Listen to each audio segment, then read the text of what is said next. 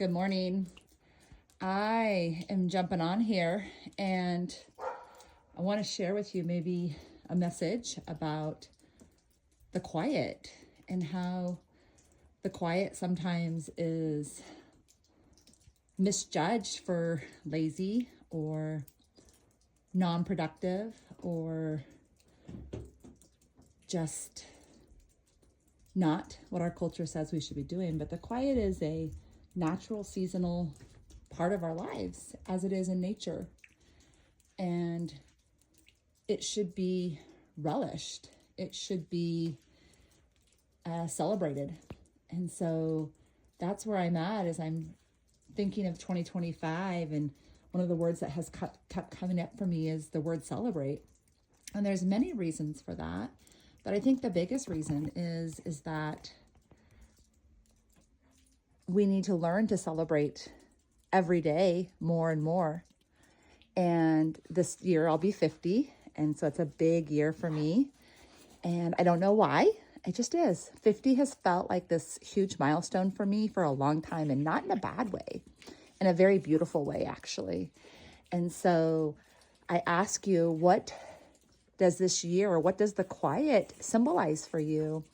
Chad and I will also be celebrating our 30th wedding anniversary, and there's just so much anticipatory energy flowing through my body when it comes to this year, and reflection in who I am, but also like in the ways that surrendering has so blessed me and our family over the course of my entire life, even though it was so hard to see for sometimes and so hard to feel almost all the time, is that everything that has been for me is for me.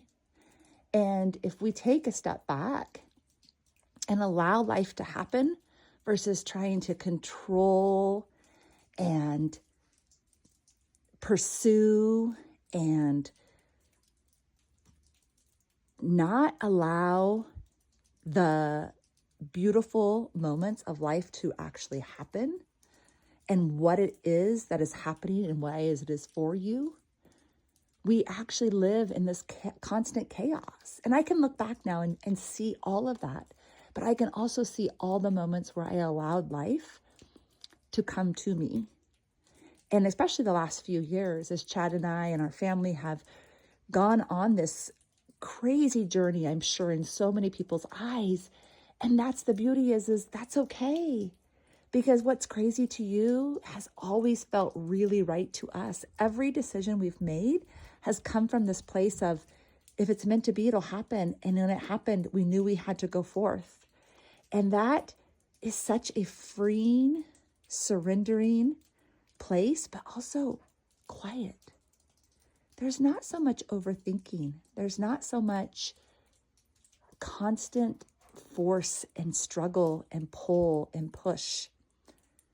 And that is a gift. It's a gift from God. And if we stopped and actually got quiet enough, we could hear more. Because I know that's one of the gifts that this land has given me personally, is the quiet. The quiet to stop and hear. So I ask you, is there a negative feeling for the quiet? Do you feel like it's lazy? What are you doing in the quiet? Because that's really the question. Are you asking, God, what do you want me to know right now? Because I think if you get quiet and you listen, you're going to hear. Hope you have a wonderful Saturday.